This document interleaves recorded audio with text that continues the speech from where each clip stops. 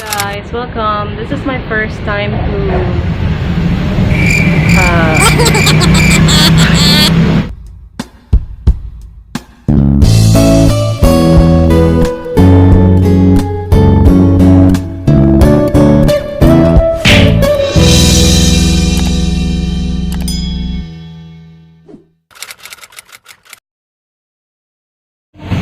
Hi guys, this is my first time to do a vlog. So samahan niyo po ako.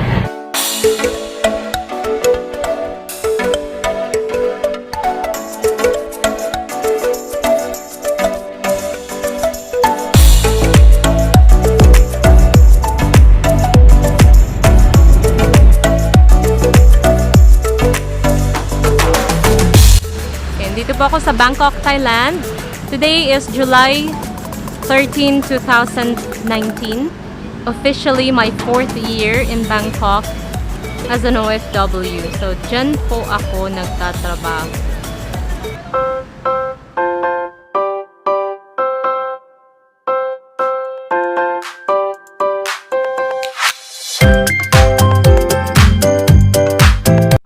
This is Yang, my friend. Hello. Ka-office mate ko siya, and he will be giving us some tips on how to save money here in Thailand as an OFW. For me, it's just always spend within your means. Kung ano man yung kaya mo lang, yun lang yung i-spend. Huwag ka mag-overspend. Na alam mo naman yung sahod mo, di ba?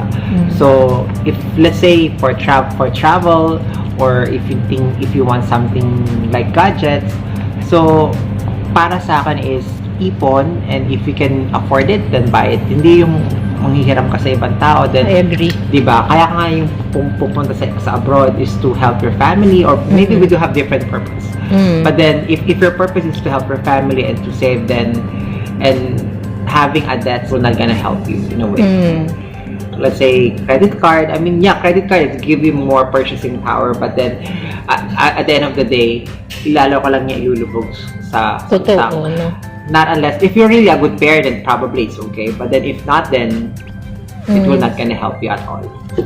Karamihan kasi sa atin sa Pinas, kapag when they think about like OFW or nag-abroad, it's like we're having a good time here, we're having the best of our lives, which is not true. We need to parang maging malayo sa family namin, or sa family natin, diba? Yung sacrifices na ginagawa ng mga OFW is way beyond, as in super saludo talaga ako sa mga OFW. I mean, both of my parents were OFW, so me being an OFW now, for me, I would really appreciate kung ano yung sacrifice na ginawa nila for me. Huwag niyong isipin na kapag nasa abroad, super dami ng pera natin, or what. This is hard-earned money. Totoo. Ganon. Just be wise enough and enjoy life. Enjoy life while saving, diba? Correct. Okay. Ano pa? Yun lang po. I guess. Okay. Thank you so much, Yang, for your help. Okay. Can you tell us something about how you save here sa Bangkok? Hindi naman kasi ako mahilig mamili-mili. Yung kailangan lang. So, which is, I think, kailangan gawin ng lahat ng OFW. Kasi pinaghihirapan natin ang pera. So, hindi pwedeng bili-bili lang tayo.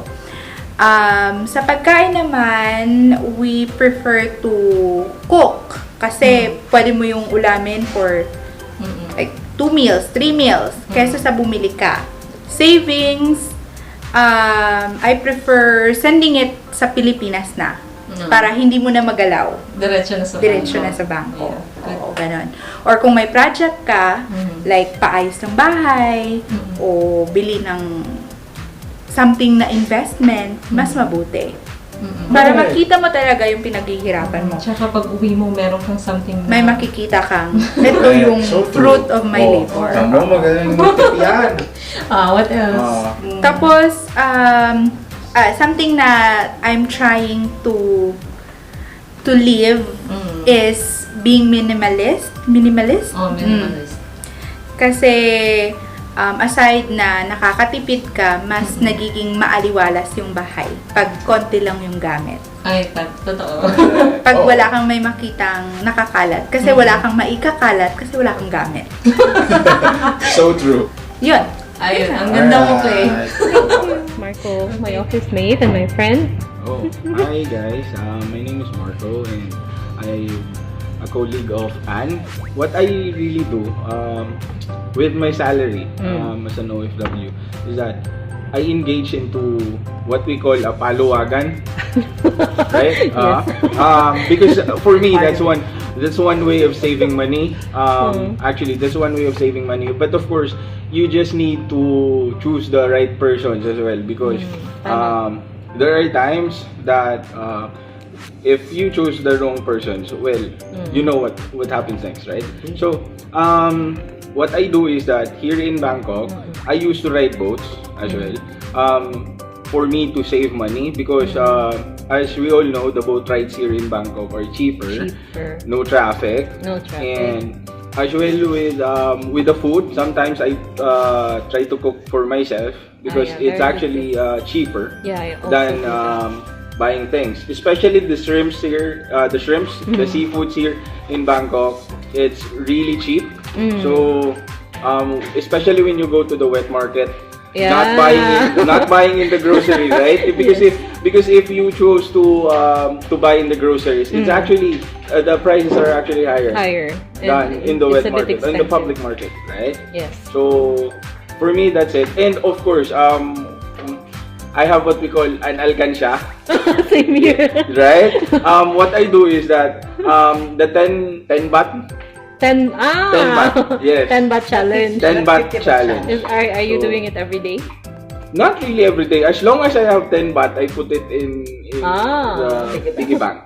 Okay. So that's it. Bye-bye. Okay. Have a good day. Thank you, Marco. Hello. Hi, my name is Eric. I live in Bangkok for 6 years already. That's a long time. Okay, can you share your thoughts on how you can save money here in Bangkok? Actually, you can save a lot if you take your baon with you every day. And also, if you set, let's say you want to set a limit to what you want to spend. For example, 300 baht.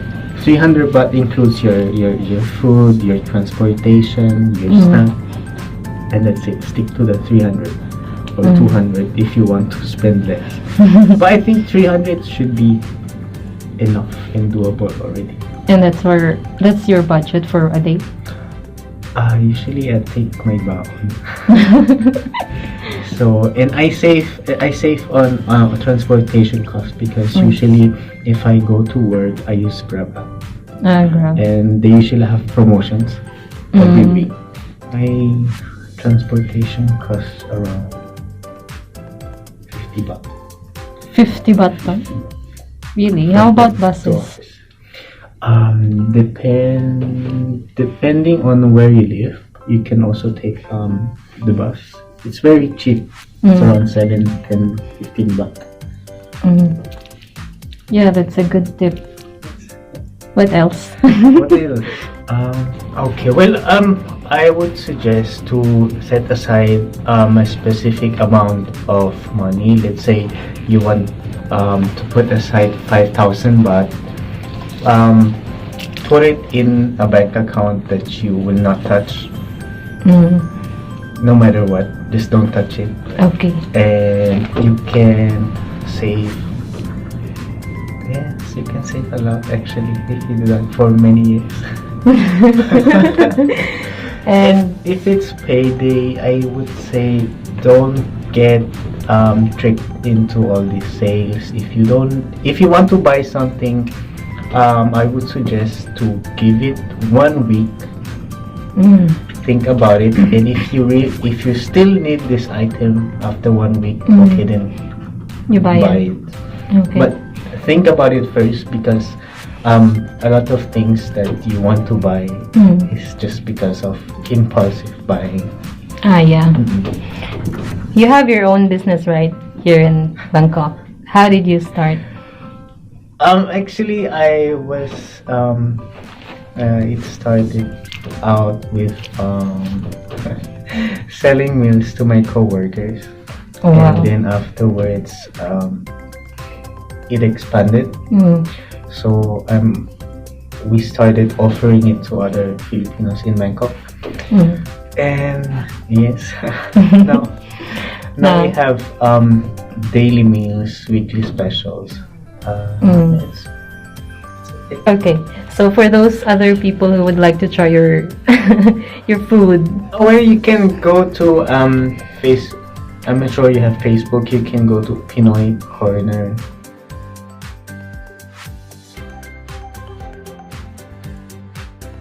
And you find us, and you can hit like and get updates. mm. Okay. Okay, great. So Thank that's you. my friend. He's my friend Zarek, and thank you for sharing your knowledge You're about welcome. savings. Welcome. Hi, Pines. Hi! So, yung Pines ay isang office mate ko dito and she will be giving us some tips on how to save here sa Bangkok as an OFW. Okay, first, the cost of living in Bangkok is really so cheap. So, talagang makakatipid ka kasi ang pagkain mura, pamasahe mura. If you're using BTS, for example, pwede kang kumuha ng mga packages, yung mga number of rides, like 40 rides in a month. So, yun, mas makakamura. Parang nasa 20 baht lang per ride. So, yun, isa yun sa dapat na gawin. Kailangan kumuha ng mga ganon. And then, yung pagkain naman, like what I said, kahit na marami ditong, kung gusto mo talagang mag-splurge sa pagkain, marami kang mga restaurants na makikita na buffet, tapos na very, very cheap, like around 250 to 300 baht lang per person. So, yun. Tapos, kahit naman yung mga pagkain around the office is super cheap, less than 100 for lunch kung dito ka sa building. Kasi syempre, obviously, yung building natin is mas mahal kasi syempre mga offices dito, and plus, yung area is the business district siya. Para siyang So, Makati. Para siyang Makati. So, that's why medyo mahal. Pero, yung 100, less than 100 with drinks na in one meal, that's not actually bad. So, I agree. yun, di ba?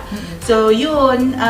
And then, what Pag else? sa sweldo mo, normally, ano yung mga ginagawa mo? Like, paano ka nagsisave? Actually, I'm not sending money sa Pilipinas kasi wala naman akong pagsisendan. Pero, yun, Sarap naman nun, ikaw. oo, pero nagsisave talaga ako kasi kailangan ko mag-save para sa future, para sa ano, makakasave ka kasi hindi naman talaga nga magastos dito sa Bangkok. Pati yung bahay, imagine yung, syempre pag sweldo mo, ang una mong gagawin is to, isipin kung ano yung mga utilities mo, babayaran mo bahay, kuryente, tubig.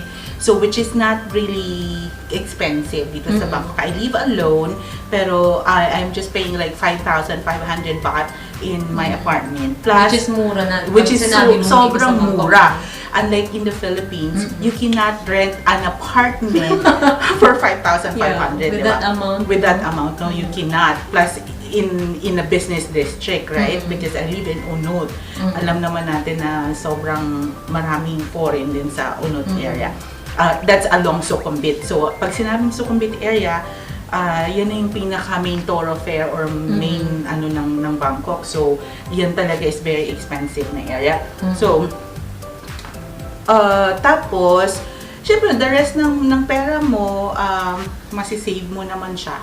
So, yun. I save for travel. Tapos, sobrang maganda din naman yung company kasi. Grabe talaga si Pines. Alam niyo ba guys, halos buwan-buwan yata ito nagka-travel. Hindi naman. So, but that's the goal actually. So, Kasi, may point ka naman kasi we should enjoy, diba? yes. Tsaka, naniniwala ako na sa YOLO. You only live once. So, kailan ko pa i-spend yung pera ko kung hindi ko na kayang mag-travel, di ba? So, that's why I travel a lot. So that's how you reward yourself. Yeah, exactly.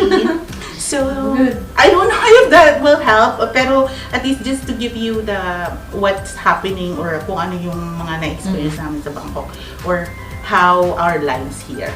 Thank you. Okay. Thank you. Thank you, Pines. Bye-bye. Bye-bye.